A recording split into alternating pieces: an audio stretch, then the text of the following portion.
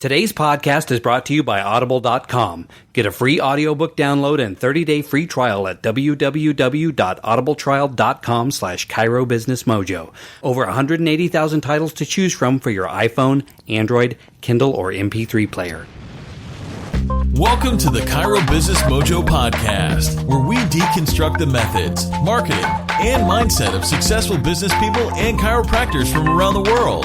And now your host, Dr. Richard Day. Yes, I am Dr. Richard Day, and this is the Chiro Business Mojo podcast. Thanks so much for coming and hanging out with me. Today, we are going to finish up part 2 of our interview with Mr. Louie La Vella, the branding expert guru extraordinaire. Let's get to it. Cool. Man, that was awesome. I really appreciate it. Yeah, that was great. Thanks for having me on. That was really fun. Yeah, I appreciate it. Your assistant is doing a good job for you. Yeah. He or she emailed me and... Yeah, Ibrahim. I listen to a ton of podcasts, like I said. So I listened. Which one did I listen to of yours? Can't remember the one it was on. Anyways, so I have like a list of like podcasts that I go through and stuff and say, look, start contacting these guys and then start contacting ones that you think fit as well, right? Uh-huh. And going out there and seeing if they would like to have me on as a guest. I know I'm music and nightlife, but I want to bridge over into doing not just speaking in regular rooms, but sharing these stories with every business out there. So, having a chiropractic audience is cool. I mean, the same stories can resonate with them. Real estate agents I've done and authors and all kinds of different industries that are not just your basic business owner, but the same story holds true everywhere, the same kind of tips, and I think I have a fun angle by being in the entertainment industry. It's just a little bit different.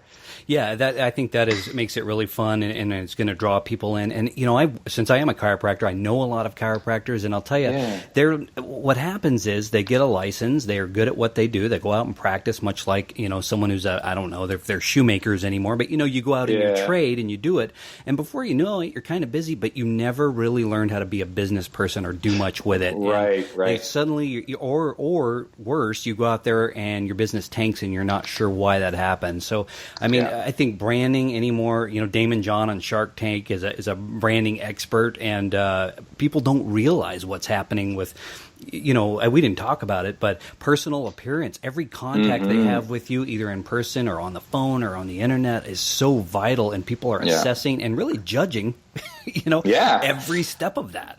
Yeah, and that goes down to your branding, right? Your brand voice, but your brand look as well. Yeah. Like you need to be consistent, and you have to, absolutely. And that happens everywhere. I feel like even when I did a lot more nightclub and bars, they either were bartenders that, became managers and thought, oh, I'm going to get daddy's money or a bank loan and open my own bar now. Okay. And then they realized I'm not a business owner there. I can operate the bar. Right. I'm a manager. I can operate, but now I'm not a business guy. And that's like that frustration last summer was like, this, especially when like economics start to shift and there's more competition, you really see who the real business entrepreneurs are out of that industry as well, and who the glorified managers were that had a bank loan. You know what I mean? You can really see you really can't see past, like the trees of the forest idea. You can't figure this out, can you? You're here begging for help, and even if I say, look, here's all the info, do it yourself. I get it. Maybe money's the issue, but you still won't do it. There's clubs to this day that have still 10 people coming in and have not taken a single step of action. Even when I sat down with them 3 times and said, you can just go ahead and do it on your own.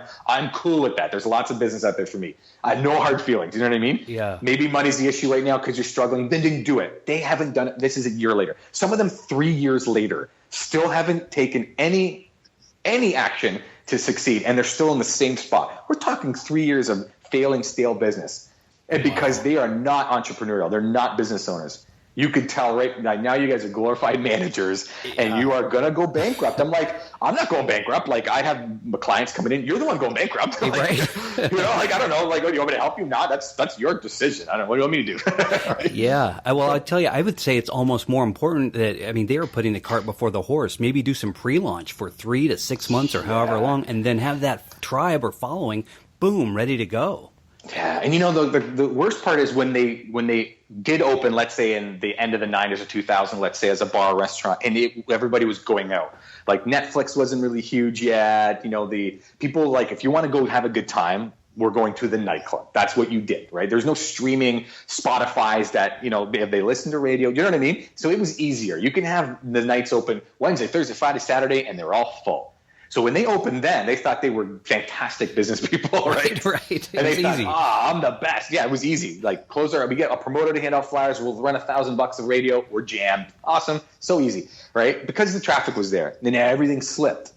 And now you can see the ones that are very successful, still having 2-3 strong nights a week, are the ones that are real businessmen. They're figuring things out. They change on the fly. They pivot. They're learning their customer. Like, they're hiring social media people that are experts and, doing the right thing. These other guys are still in the same, well, back in the day, Louie. And I'm like, listen, I don't have a time machine. I can't take you back there. Right. We're not back in the day. I understand how it worked back in the day. We're not there. So what the hell do you want me to tell you? You know what I mean? It's right. Yep, you can tell they don't get it because it was easy back then and they didn't have to really do a lot of work marketing. A lot of them stopped marketing. We're busy. We'll just let it ride. And that's exactly the same time that it started to slip, right?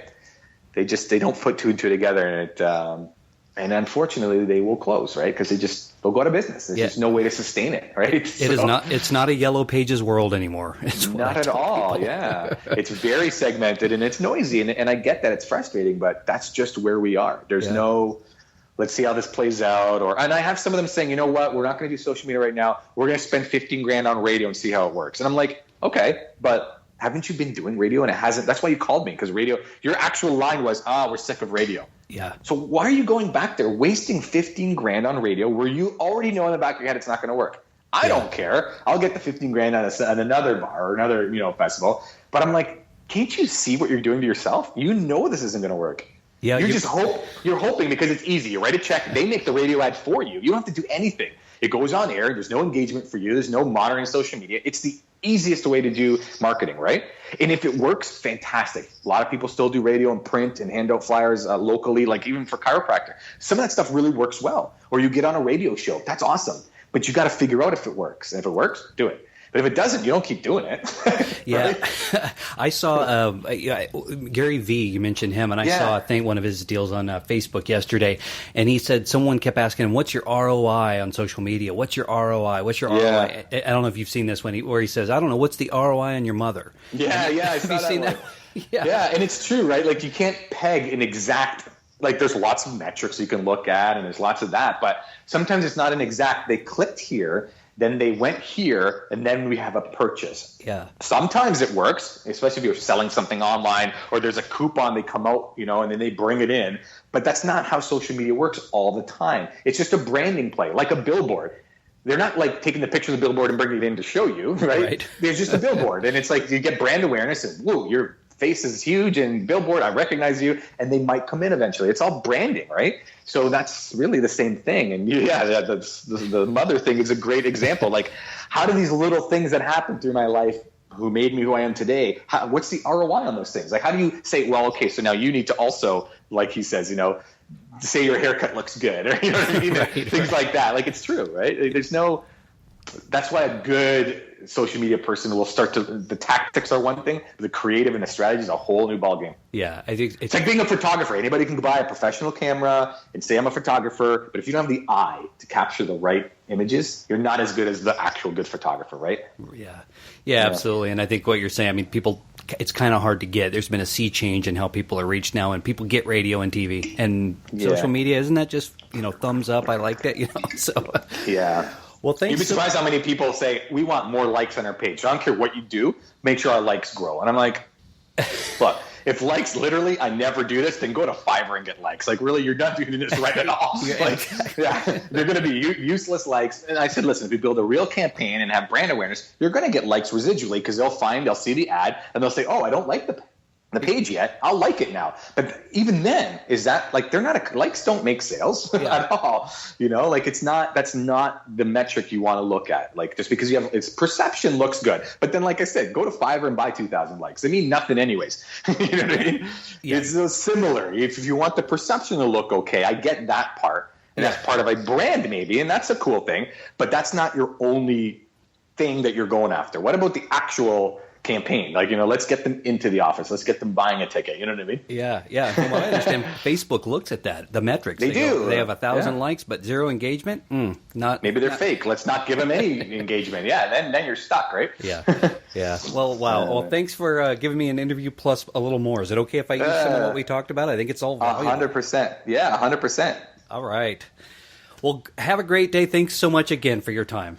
Thank you so much. We'll keep in touch. All right, man. Sounds good. Take care. Bye. Bye-bye. Psst. Hey, this is Dr. Day. I hope you are enjoying the show. If you are, please do us a favor and jump on over to iTunes to subscribe, rate, and review. Thanks. Thanks for listening to the Chiro Business Mojo podcast at www.chirobusinessmojo.com.